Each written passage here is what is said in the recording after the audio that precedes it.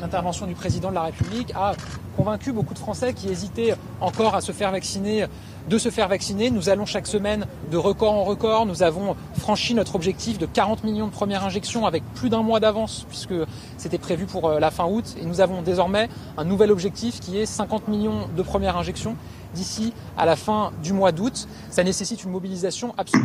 Et je me suis rendu ce matin ici dans un quartier populaire pour une opération qui est pilotée par le SDIS, les pompiers, une opération de Vaxibus qui permet de faire venir le vaccin au pied des immeubles, au pied des tours, à la rencontre des Français qui ont besoin de se faire vacciner mais n'ont pas toujours l'information, n'ont pas toujours la possibilité de sortir de leur quartier, d'aller dans un centre de vaccination, quand bien même ils se trouvent sur la même commune. Il faut que le vaccin puisse venir à eux et ce sont des centaines de personnes qui sont vaccinées tous les jours grâce à cette mobilisation que je veux vraiment saluer. C'est une mobilisation qui va se poursuivre. Il restait la semaine dernière 5 millions de Français fragiles à l'épidémie qui n'étaient pas encore vaccinés. C'est beaucoup.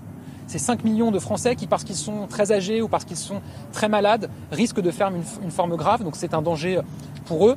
Mais c'est aussi une épée de Damoclès au-dessus de notre hôpital parce qu'on sait que ce sont des Français qui, s'ils sont contaminés, peuvent devoir être pris en charge à l'hôpital pour une forme grave. Et donc c'est un risque qui existe pour notre hôpital. Et donc l'enjeu, c'est d'aller les toucher, de leur permettre d'être vaccinés. Vous savez qu'il y a énormément de courriers qui sont partis, d'appels qui ont été menés par les agences régionales de santé, par les collectivités locales, par l'assurance maladie depuis de nombreux mois. Nous allons relancer dans les prochains jours, Olivier Véran l'a décidé, une campagne d'appel massive par l'assurance maladie pour les personnes fragiles, les personnes isolées, pour les inciter à se faire vacciner. C'est 600 000 personnes qui seront appelées dans les prochains jours, les prochaines semaines. Pour certaines de ces personnes, ce sera la 3e fois qu'elles seront appelées. Mais nous ne lâcherons évidemment jamais notre mobilisation pour permettre à tous les Français de se faire vacciner et pour leur rappeler à quel point c'est important pour eux, important pour ceux qui les entourent et important pour le pays. Et puis le deuxième outil, c'est évidemment le pass sanitaire. Moi, je veux vraiment insister sur un point.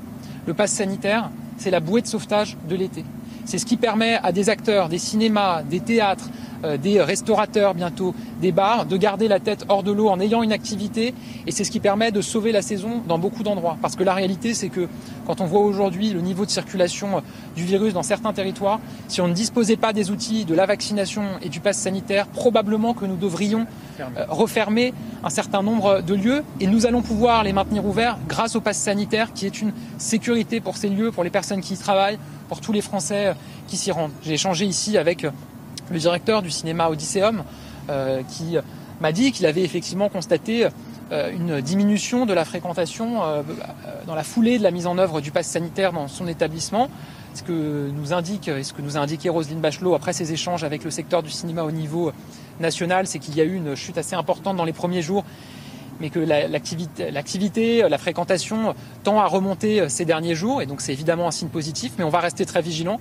Et Roselyne Bachelot, Bruno Le Maire ont donné rendez-vous à la fin du mois d'août, le 30 août, à ces acteurs culturels, économiques, pour faire le point avec eux et évidemment adapter nos dispositifs de soutien en conséquence. On continuera à rester à leur côté.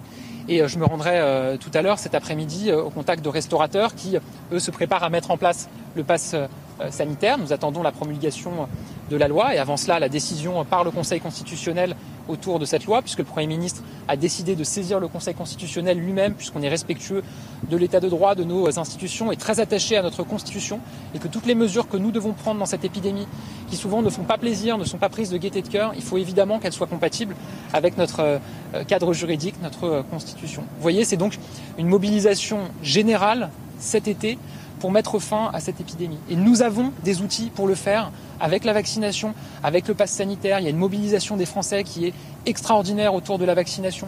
Il y a des professionnels, des élus locaux, des professionnels de santé qui sont mobilisés partout sur le territoire. Et j'ai eu l'occasion de le voir ici dans l'Hérault ce matin pour que cette campagne de vaccination soit un succès et qu'on puisse sortir tous ensemble de cette crise. Monsieur le secrétaire d'État, vous avez utilisé un mot qui va me permettre de formuler ma question, mobilisation. Mais il y a une autre mobilisation, c'est celle d'une partie des Français, à tort ou à raison, qui sont complètement contre le pass sanitaire.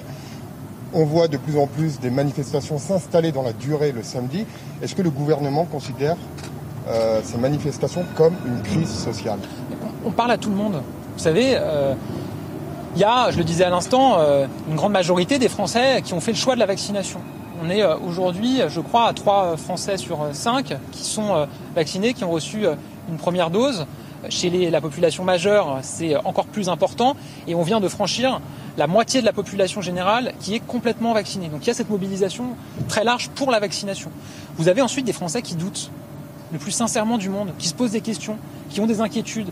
Et non seulement je peux l'entendre, mais il faut l'entendre. Et il faut leur répondre, il faut échanger avec eux, il faut lever ces inquiétudes, ces doutes. C'est pour ça qu'on se déplace, c'est pour ça qu'on va sur le terrain, c'est pour ça qu'il y a une mobilisation des élus, c'est pour ça qu'il y a une mobilisation des professionnels de santé, des médecins libéraux, des pharmaciens. C'est pour ça qu'il y a des associations qui nous accompagnent. Ce matin, j'étais avec le Secours populaire, qui œuvre aussi beaucoup au contact d'un public précaire. Et puis vous avez enfin certains qui sont dans une opposition militante au vaccin, au pass sanitaire, parfois souvent aux deux. Et je vais vous dire, on est encore une fois dans un état de droit. Les Français ont le droit de manifester quand ils le souhaitent. Moi, je mets toujours les choses en balance. Et je pense que c'est important de le dire. Vous avez aujourd'hui une très grande majorité de Français qui font le choix résolu de la vaccination. Dans un monde idéal, il n'y aurait pas de pass sanitaire. Mais dans ce monde idéal, il n'y aurait pas de virus non plus.